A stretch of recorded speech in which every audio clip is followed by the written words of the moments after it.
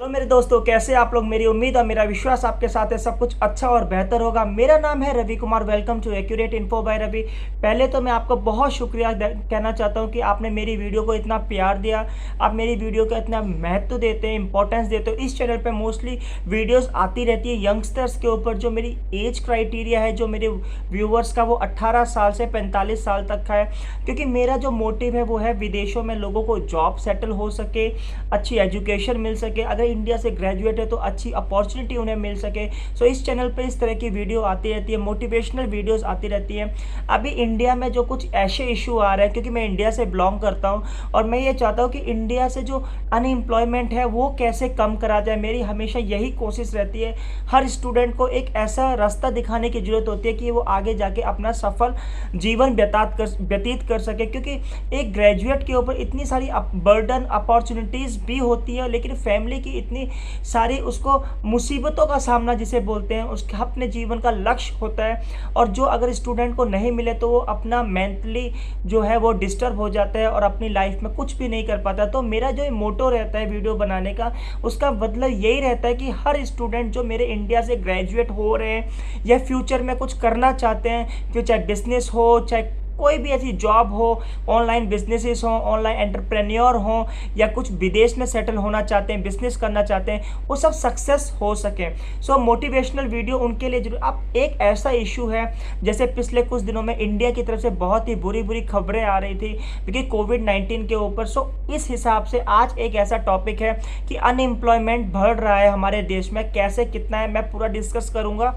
India में unemployment किस rate पर है और विदेशों में कैसा है, क्योंकि आपको ये बताना है कि विदेश में जाना थोड़ा कठिन है लेकिन लाइफ थोड़ी इजी है कंपेयर टू अगर आप इंडिया में कर रहे हो। मैं पूरी जनता की बात नहीं कर रहा हूँ। इंडिया में जो कुछ ही ग्रेजुएट होते हैं जो अच्छी लाइफ इंडिया में गुजार सकते हैं, अच्छी उनकी सैलरी पैकेज होता है। हर स्टूडेंट को अच्छा सैलरी पैकेज नहीं मिलता है, अपॉर्चुनिटी सेम नहीं मिलती है, लेकिन विदेश में मिल जाती है। तो कैसे क्या मिलती है पूरी देखना इस वीडियो को। अगर मैं इंडिया की जॉब अपॉर्चुनिटी की बात करूँ तो इंडिया में जो अनएम्प्लॉयमेंट का रेट है मेरे हिसाब से 60% है। मीन्स 100 में से 60 आदमी आज काम नहीं कर रहे हैं, 40% ही काम कर रहे हैं। ऑफिशियल डाटा कुछ और होता है, लेकिन ग्राउंड में जो मैं रियलिटी बता रहा हूँ वो ये है। अब वो कैसे आपको पता लगेगी मैं बता देता हूँ। अगर आप एक कॉलेज में देखो, एक कॉलेज में नॉर्मल जो यूनिवर्सिटीज़ का जो एफिलिएटेड कॉलेज होता है उसमें करीब 4 या 5 हज़ार स्टूडेंट होते हैं। अगर आप एक सेक्शन में जाते हो या बैचलर ऑफ इंजीनियरिंग में जाते हो, बीबीए के सेक्शन में जाते हो, या कुछ और प्रोफेशनल एक सेक्शन में बैचलर डिग्री के में जाते हो, तो करीब 90 का बैच होता है। आपको पता है इंडिया में प्लेसमेंट कितने की होती है, कितने बंदों की होती है। मीन्स 90 के बैच में हार्डली 5 या 6। तो कहने का मतलब है हमारे इंडिया में अब जॉब की जो पोजीशन है कि 20% एक जॉब के लिए, 20 to 25 कैंडिडेट एक जॉब के लिए अप्लाई करता है सिर्फ। सो हमारा जो रेशियो है 100 बंदों में से 4 बंदे सिलेक्ट होते हैं एक जॉब के ऊपर। अब समझ रहे हो कहने का मतलब क्या है कि अगर आपके पास एक वैकेंसी है तो उसके लिए इंटरव्यू के लिए 25 बंदे करीब करीब जाएंगे। तो हमारा जो रेशियो जो है 1:25 है जॉब के बारे में। सो एम्प्लॉयमेंट ये है हमारा इंडिया का हालत। फिर हम बोलते हैं मेड इन इंडिया या डिजिटल इंडिया या एम्पावर इंडिया, पता नहीं क्या क्या कौन कौन सा इंडिया की बात करते हैं कि अभी हमारे गवर्नमेंट को बहुत कुछ करने की ज़रूरत है। अगर आप विदेश में देखोगे, इंडिया में की तो अनएम्प्लॉयमेंट की आपको मैं एक रफली बताता हूँ। इंडिया में करीब मेरे हिसाब से 150 से 200 यूनिवर्सिटीज़ हैं। हर यूनिवर्सिटी में करीब 20,000 से स्टूडेंट है। अगर साल की बात करूँ तो करीब 3 से 4 लाख स्टूडेंट ग्रेजुएट होता है। उनकी जॉब एक्चुअली में इंडिया में कितनी की लगती है आपको कभी देखा है? 5 से 10,000 लोगों की ही जॉब लगेगी। अगर आप गवर्नमेंट सेक्टर में जाओगे ना तो 0.0001 आई मीन्स अगर 5,000 या 6,000 के ऊपर आपका एक बंदा सिलेक्शन है। अगर आप किसी बैंक में जाएं, गवर्नमेंट किसी भी सेक्टर में जाएं, प्राइवेट की तो कुछ और ही बात है, लेकिन उनके सैलरी पैकेज कुछ ऐसे होते हैं। तो ये है इंडिया की हालत। मैं अब इसका कसूरदार गवर्नमेंट को नहीं कह रहा हूँ, आप लोगों को नहीं कह रहा हूँ, ये हमारे सिस्टम को नहीं कह रहा हूँ, ये सब हमारे ऊपर है कि हमने कैसे उसको काफ़ी पिछले 70 सालों से कैसे क्या आप निभाया है। हर कंट्री आप देखते रहो कैसे कैसे इम्प्रूव हो रही है। अब ये नहीं पता कि हमारा सिस्टम हमारी गवर्नमेंट या हमारे लोग दूसरी कंट्री के लोग जो इम्प्रूव कर रहे हैं वो कैसे कर रहे हैं, उससे कुछ नहीं सीख रहे हैं। मुझे ये समझ में नहीं आ रहा है। लोग ट्रैवल करते हैं, हमारी गवर्नमेंट सब जानती है कि बाहर देशों में किस हिसाब से सिस्टम चल रहा है और कैसे चल रहा है, क्या जॉब्स अपॉर्चुनिटीज़ हैं, तो वो सिस्टम हमारे इंडिया में क्यों लागू नहीं हो रहा है। बहुत बड़ा दुख होता है इस चीज़ को देखते हुए। अगर आप इंडिया के एक अच्छी यूनिवर्सिटी में जाके देखोगे तो 100 में से 10 बंदों की प्लेसमेंट होती है। अगर आप सिंगापुर से या किसी भी अच्छी डेवलप्ड कंट्री से यूनिवर्सिटी की बात करोगे तो 97 और 98% प्लेसमेंट रहती है। सो ये है एजुकेशन सिस्टम, ये है जॉब कंट्री का जो स्टैंडर्ड लेवल जिसे बोलते हैं। इससे पता लगता है कि हमारी कंट्री कहाँ पर ग्रो करती है। अगर मैं सिंगापुर की एजुकेशन की बात करूँ, NUS national university of Singapore, NTU national technology university, SIM Singapore institute of management, ये जो यूनिवर्सिटी सिंगापुर की जो रजिस्टर्ड यूनिवर्सिटी हैं, 3 गवर्नमेंट बेस्ड यूनिवर्सिटीज़ हैं, इसमें 97% प्लेसमेंट जाता है। अगर आप फॉरेनर भी हो तो भी आपका प्लेसमेंट हो ही जाएगा। सो कहने का मतलब ये है यूनिवर्सिटी की एजुकेशन पावर। हमारे देश में क्या है, अगर किसी यूनिवर्सिटी में 1000 बंदे, एक कॉलेज में अगर BBA का ग्रेजुएट चल रहा है तो 4 बंदों की प्लेसमेंट से ज़्यादा नहीं जाएगी। उसका भी पैकेज कितना जाएगा पता है आपको? 20,000, 15,000 तो मैक्सिमम बता रहा हूँ, 12-13 हज़ार जाएगा। 8-8 हज़ार, 6-6 हज़ार, 10-10 हज़ार में बैचलर ऑफ इंजीनियरिंग के इलेक्ट्रॉनिक्स इंजीनियर्स जो निकलते, ये है हमारे एजुकेशन की हालत। तो हमें सुधारनी चाहिए। अब हमारे सामने एक प्रश्न ये आता है, कनाडा में आप चले जाओ, 89% प्लेसमेंट है वहाँ पर। मिस कॉलेज में जितने पढ़ रहे 90% आपका प्लेसमेंट हो जाता है।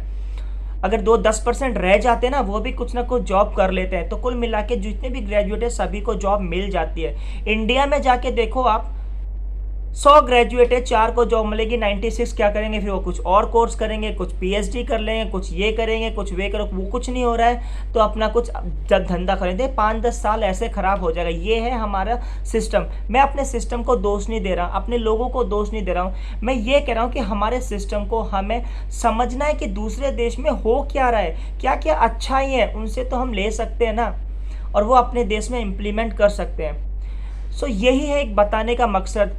अगर मैं एम्प्लॉयमेंट की बात करूँ ना, 1:1.5 सिंगापुर में, यानी एक जॉब के ऊपर आपको 1 या 2 ही इंटरव्यू मिलेंगे। कभी आपने देखा है इंडिया में अगर किसी IBM वगैरह में या TCS वगैरह में इंटरव्यू 2 पोस्टें होंगी, 150 से 200 बंदे उधर अप्लाई होंगे। लेकिन इधर क्या है, अगर किसी में जॉब इंटरव्यू हार्डली 5 या 6 बंदे से ऊपर नहीं मिलेंगे आपको।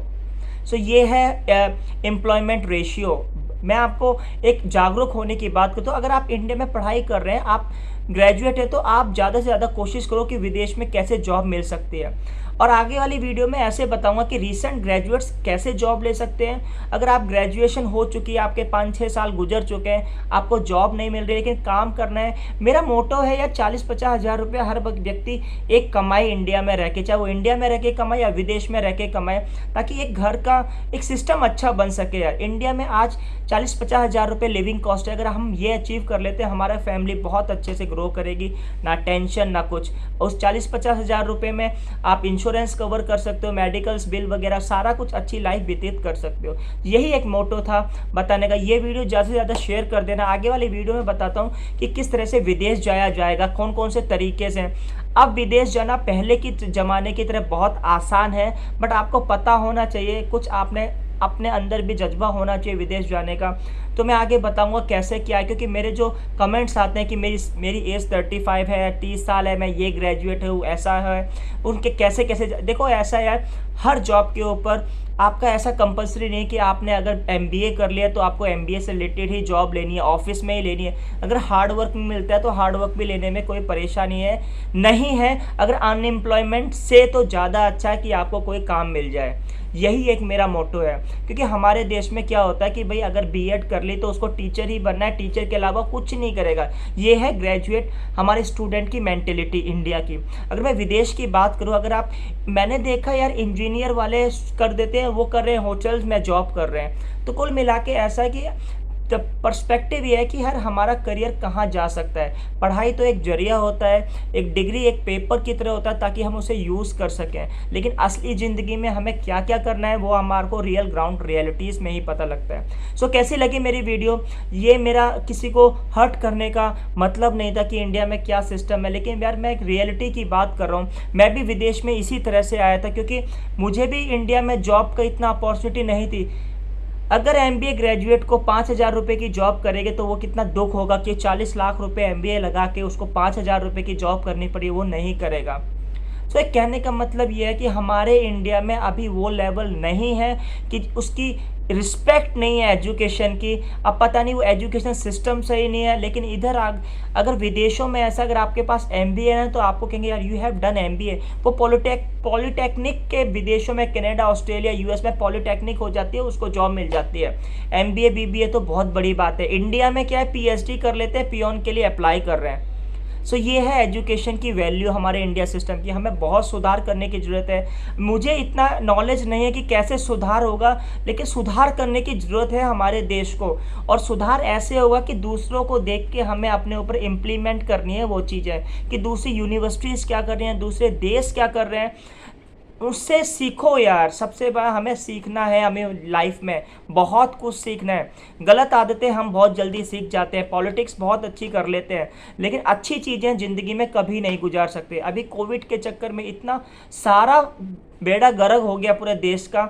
अनएम्प्लॉयमेंट 100 से 100% पे पहुंच गया मेरे हिसाब से। कोई जॉब्स नहीं है, सब कुछ एरोप्लेन्स वगैरह सब बंद हो गए, विदेशों में भी नौकरियां हट चुकी हैं। सो हमें बहुत सुधार करने की ज़रूरत है। हर युवा को एक अच्छा एक पावर होने की ज़रूरत है, एम्पावर होने की ज़रूरत है कि हमें देश के लिए कुछ करना है, हमें अपनी फैमिली के लिए कुछ करना है। सो एकजुट होकर कुछ ना कुछ करो यार मेरे दोस्तों। अच्छी लगी तो बता देना, विदेश में कैसे जाया जा सकता है मैं सब बताने की कोशिश करूँगा। Thanks for watching this video.